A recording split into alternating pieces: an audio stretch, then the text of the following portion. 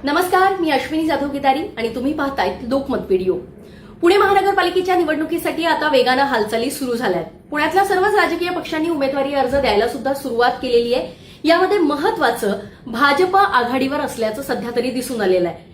हे राजकारण किती बेभरवशाचं आणि अनिश्चिततेचं आहे हे आता तुमच्या लक्षात येईल आणि त्यासाठीच एक इंटरेस्टिंग गोष्ट मी तुम्हाला सांगणार आहे। पुण्यामध्ये सध्या सगळ्याच पक्षांनी म्हणजे दोन्ही राष्ट्रवादी काँग्रेस, दोन्ही शिवसेना, काँग्रेस, भाजप या सगळ्यांनी आपापल्या इच्छुक उमेदवारांना उमेदवारी अर्ज द्यायला सुरुवात केलेली आहे।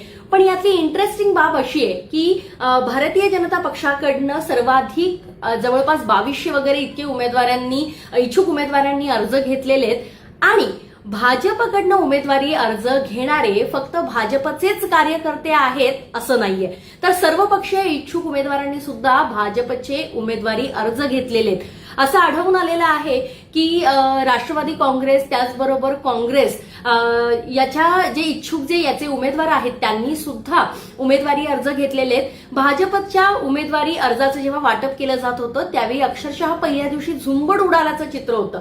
या सर्व पक्षीय उमेदवारांनी भाजपचे अर्ज घेतले, ज्यामध्ये शरद पवार यांच्या पक्षाच्या आमदाराचा मुलगा, खडकवासला विधानसभा मतदारसंघातल्या माजी आमदाराची मुलगी, त्याचबरोबर पर्वती विधानसभा मतदारसंघातील एका माजी उपमहापौराचा मुलगा आणि अजित पवारांचे काही माजी नगरसेवक हे भाजपचे उमेदवारी अर्ज घेऊन गेल्याचं समोर आलेलं आहे। आता ही नावं कोण आहेत हे तुम्ही अर्थात ओळखलेलं असणार आहे, पण या सगळ्या म्हणजे जवळपास सर्व पक्षीय उमेदवारांनी हे अर्ज घेतलेत। अर्थात ही सगळी मंडळी आता लवकरच भाजपमध्ये प्रवेश करतील असं सुद्धा एकीकडे बोललं जाते। त्यातल्या शरद पवारांच्या गटाच्या आमदाराचा जो मुलगा आहे त्याच्या पक्षप्रवेशाबद्दल तर गेल्या अनेक दिवसांपासून चर्चा सुरू आहे आणि त्याशिवाय काही नगरसेवक सुद्धा पहिल्या दुसऱ्या टप्प्यामध्ये प्रवेश करतील असं साधारण बोललं जाते। यामध्ये दुसऱ्या टप्प्यामध्ये माजी नगरसेवक सुद्धा काही प्रवेश करणार आहेत भाजपमध्ये असंही बोललं जात आहे।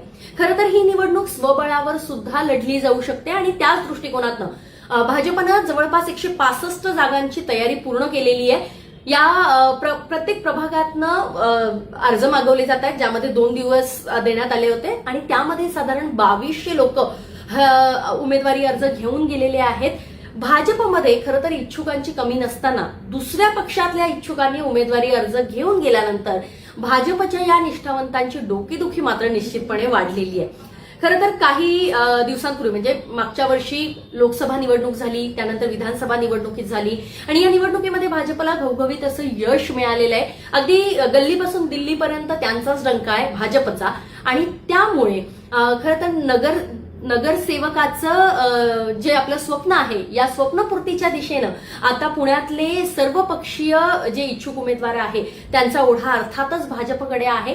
त्यामुळे हीच महत्वाची गोष्ट आणि इंटरेस्टिंग बाब आहे की भाजपचे उमेदवारी अर्ज फक्त भाजपच्या कार्यकर्त्यांनी घेतले नाहीये, तर ते सर्वपक्षीय कार्यकर्त्यांनी नेलेले आहेत। आता भाजप या सर्वपक्षीय कार्यकर्त्यांचा विचार करणार की भाजपमधल्याच निष्ठावंतांना संधी देणार हे पाहणं सुद्धा तितकंच महत्वाचं असणार आहे। पुण्याहून अश्विनी जाधव गितारी, लोकमत व्हिडिओ।